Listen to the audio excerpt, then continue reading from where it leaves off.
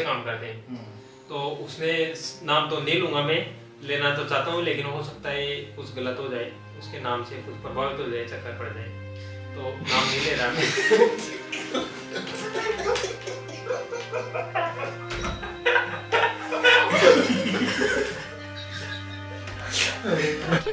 साले का खोपड़ी तोड़ साले। मैं बताऊँ आपको, मैं ग्राम बासी, तहसील नैनवा, डिस्ट्रिक्ट बूंदी, राजस्थान से बिलोंग करता हूँ। स्थिति को देखते हुए जब हमारी पढ़ाई चल रही थी, तो उस टाइम हमने जो गवर्नमेंट स्कूल होती है लड़कियों वाली, उसमें हमारा अध्ययन चल रहा था।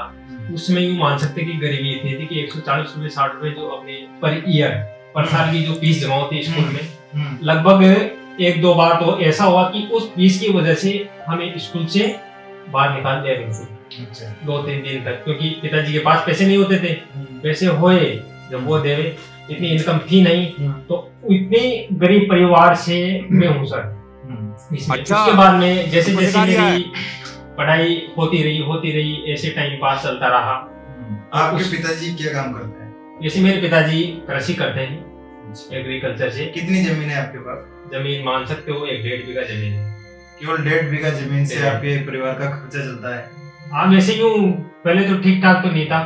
अच्छा, तो फिर आपने उस काम में अपने पिताजी का हाथ बटाया? हाँ, उसके बाद उसमें कृषि में हाथ बटाया, और वैसे पढ़ाई भी चलती रही। फिर मेरी पढ़ाई के समथिंग पढ़ाई चलती रही। उसके बावजूद मैं जैसे अपने ब्लॉक में नैनवा स्कूल जाने लगा। 11वीं क्लास से? 11वीं से हाई सेकेंडरी में जाने लगा। फिर वहाँ नैनवा जाते जाते ये हुआ कि मेरे जैसे आधी रेस्ट लगती है ना अपनी, तो उसमें जैसे मैं बस स्टैंड में जाता था तो पता सिखाने जाता था मैं किसी के पास। तो उस पतासी वाले के पास डेली जाता था, डेली आता था। तो उसने बोला एक दिन मेरे से, यार आप कहाँ के हो, ऐसी जानकारी हो गई, जान पहचान हो गई बढ़िया। अब वैसे जान पहचान होते होते हुआ ये कि एक दिन उसने मेरे से बोल दिया यार कि तू मेरे ठेले पे काम करने आया, पतासी का।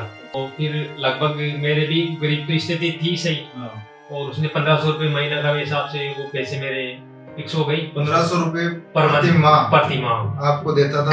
हाँ। और आप वहाँ पे काम करते थे? काम सीखते थे? हाँ, डेली सारा उसका काम करवाता था कंप्लीट शाम तक। बाद में वैसे मैं 15-20 दिन तक 22 दिन तक मैं उसके ठेले पे गया। उसके बाद में मेरे दिमाग में एक्टिविटी आई कि यार ये काम तो क्यों नहीं अपने गाँव में ही कर सकते हैं। अच्छा, तो आपने अपनी परिवार की परिस्थिति देखते हुए आपने सोचा कि क्यों ना हम भी एक पानी का ठेला खोल के और मेरे परिवार का पालन पोषण कर सके। तो आपने ये राय अपने पिताजी को दी? अरे एक्साइटमेंट मतलब क्या? कहाँ बैठा हूँ, किससे बात कर रहा हूँ, क्या बात कर रहा हूँ, समझ में नहीं। पतासी के ठेले पे काम कर रहा हूँ, मैं क्या कर रहा हूँ, ऐसे मेरे पिताजी से तो बोला ही नहीं। अच्छा, बिल्कुल ही पिताजी से तो ऐसी कोई बात ही नहीं हुई। ये तो मेरे हिसाब से मैं जाता रहा वहाँ पे। तो आपको खुद को पता था कि परिस्थितियाँ ऐसी हैं, तो आपको खुद को ही कुछ करना पड़ेगा, और परिवार में सबसे बड़े बेटे आप ही हो, इसलिए बड़े बेटे पे बोझ भी होता है कि परिवार की परिस्थिति को देखते हुए उसको काम ढूंढना ही पड़ जाता है।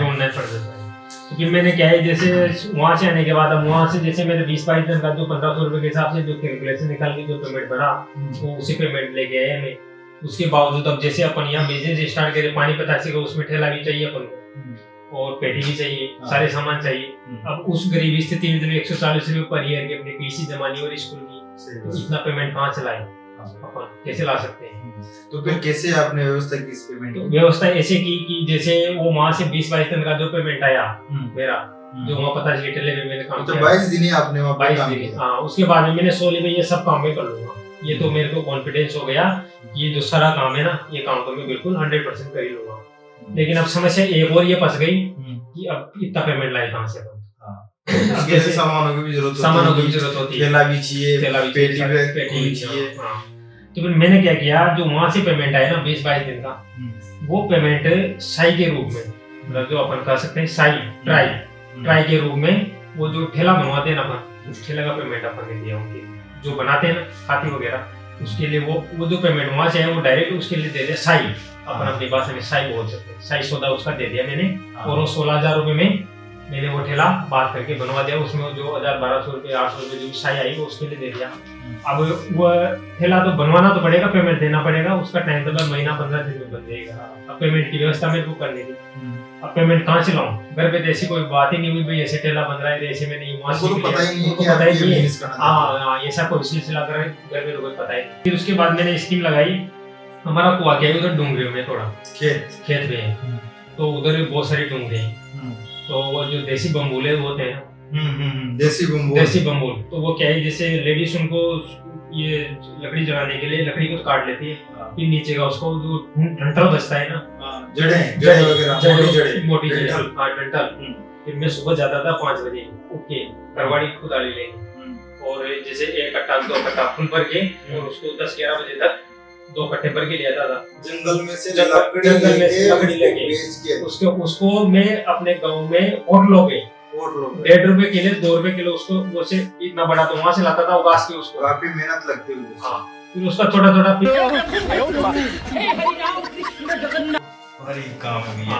उसको वहाँ लाके उसको 2 रुपए किलो के हिसाब से उसको तुलवा के ऐसे करके मैंने ये मान लो 5-7 हजार रुपए इकट्ठे किए, फिर 5-7 हजार रुपए उसके लिए दिए। ये पेमेंट देने के बाद में अपने पास जैसे 15-16 हजार में से अपन को जैसे 10-11 हजार रुपए और बाकी था उसका ठेले वाले अब वो पेमेंट की व्यवस्था कैसे करें?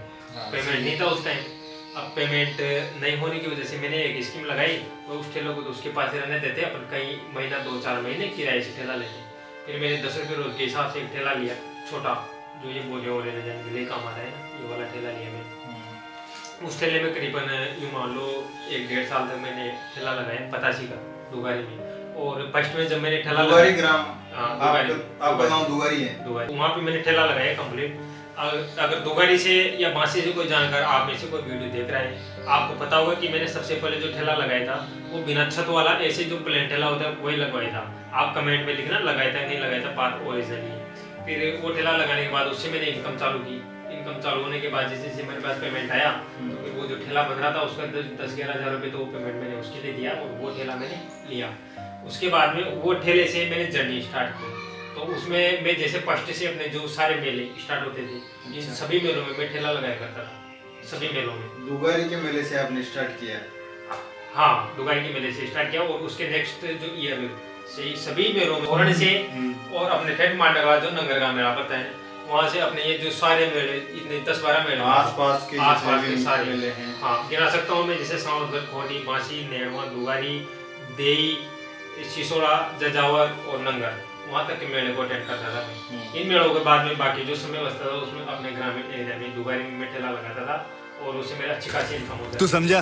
उसके बाद में जैसे मैं ठेला लगाता नहीं तू समझा नहीं। दोस्त मिला मेरे को, उसके साथ में दोस्त मिला मेरा, फिर मेरी भी पढ़ने की जिज्ञासा और वापिस ठेला लगाते हुए फिर इनकम हो गई ना मेरे पास, पेमेंट की व्यवस्था हुई। उसके बाद में मैं क्या है जैसे मेले में जाने लगा तो मेरा स्कूल से नाव हटा दिया गया, नाव काट दिया। उसके बाद में मेरी कक्षा 12 में पीछे रह गया, वो कक्षा 12 में आगे निकल गया। उसके बाद मैंने वहाँ से पढ़ाई डिस्टर्ब होगी मेरी।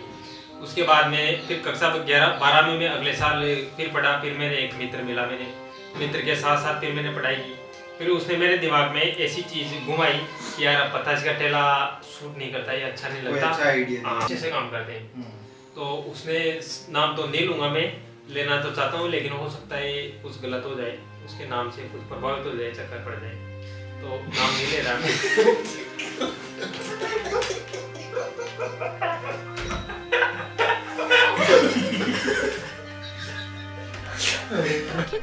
साले का खोपड़ी तोड़ साले। बंद करते फिर उसका कोई लेने वाला आ गया तो मैंने वो ठेला 32-33 हजार में बेच दिया किसी को। उसके बाद में मैं 2-4 महीने तक करके रहा और उसके बाद में मैंने आइडिया लिया कि अब क्या करना है, तो फिर ई मित्र की दुकान के प्रोसेस चालू। जिसमें राजस्थान सरकार की योजनाओं के लाभ लोगों को दिया जाता है। अच्छा, तो वो काम स्टार्ट कर दिया। वो काम फिर मैंने वहाँ से स्टार्ट किया, वो ठेला बेच के फिर काम स्टार्ट किया।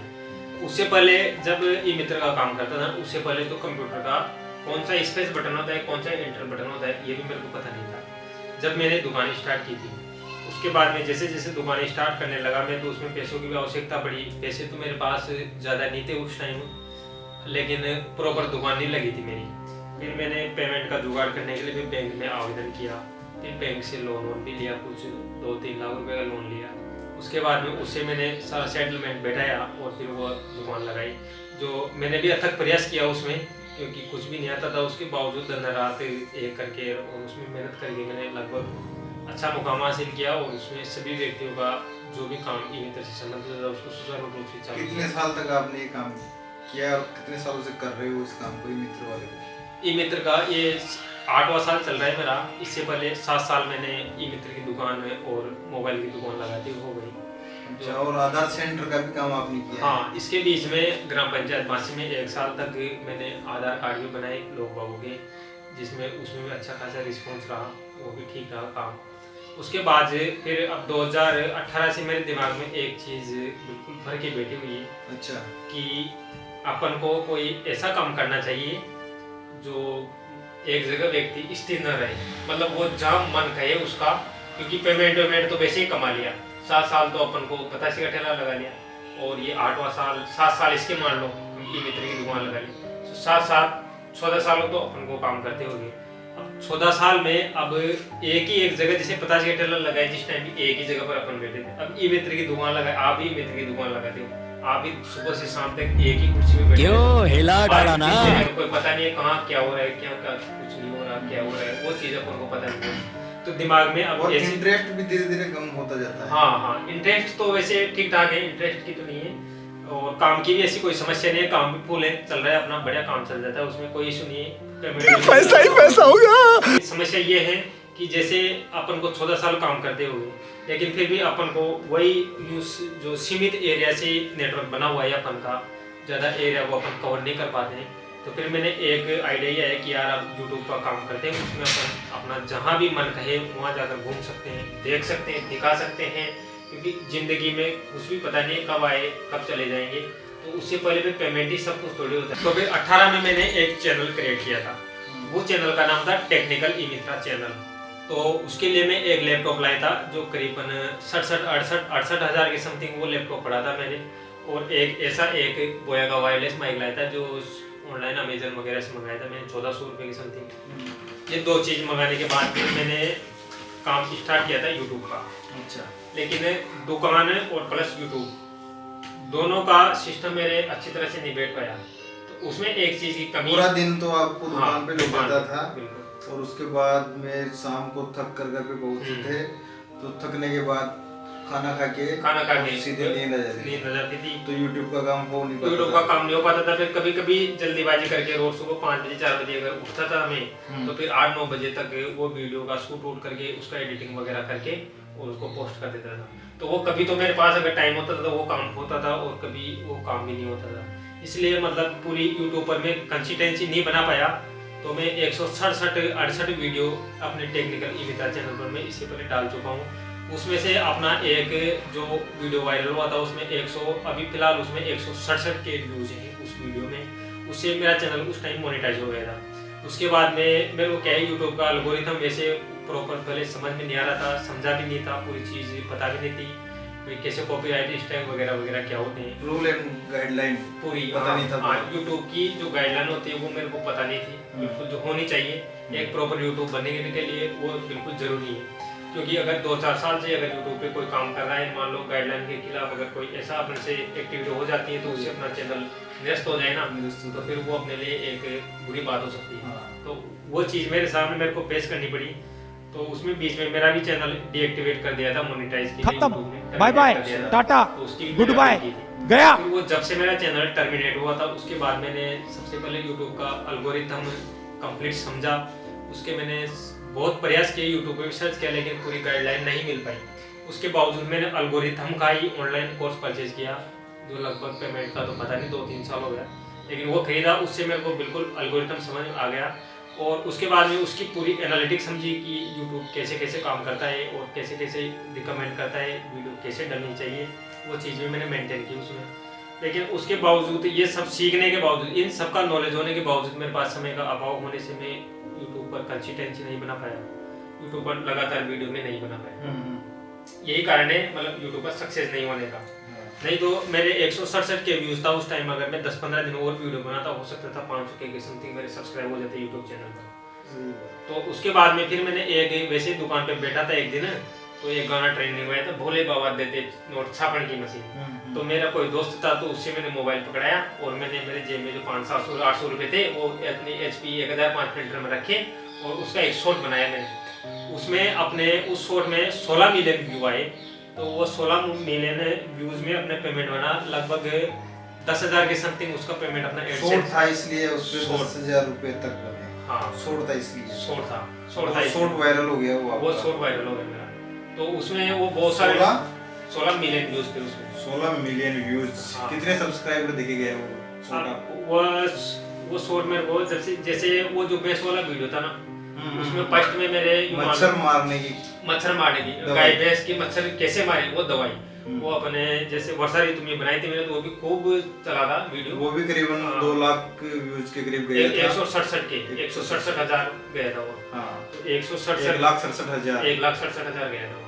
अब 1,67,000 में उसने मेरा मोनेटाइज करवा दिया था चैनल, उसने करवाया था मोनेटाइज। अच्छा। और उस वीडियो ने करीबन 2,000 सब्सक्राइब समथिंग भी दिए थे मेरे, और 800 के समथिंग पहले से सब्सक्राइब थे। और बोले बाबा नोट दे दे छापड़ की मशीन, इसने मेरे करीबन यूं मान सकते हो 27,000 सब्सक्राइब के समथिंग इस अकेले वीडियो में मेरे दिए। तो अभी आपके पास 30,000 सब्सक्राइबर हैं। 30,500 कुछ सब्सक्राइबर मेरे पास अभी अपना ये अपने इस चैनल पर सब्सक्राइब। तो अब ये थी मेरी जर्नी स्टार्टिंग से।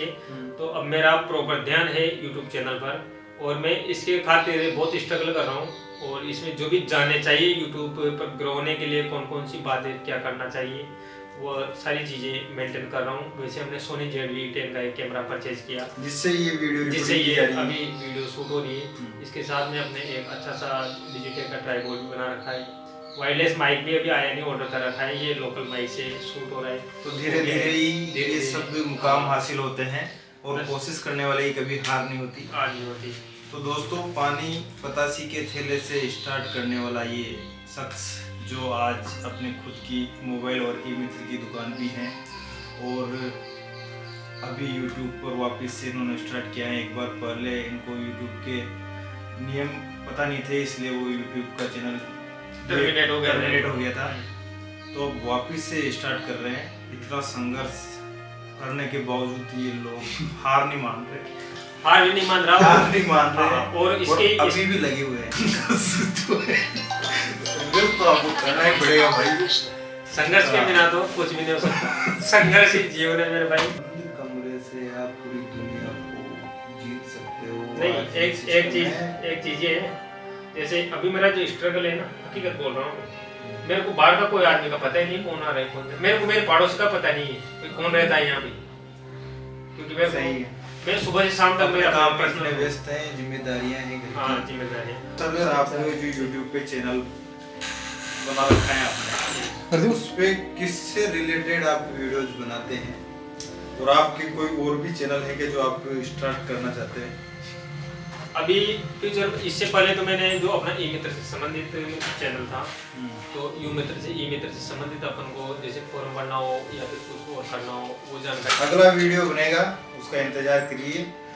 अगला वीडियो आज के 3 दिन बाद अपलोड कर दिया जाएगा। जय हिंद, जय भारत।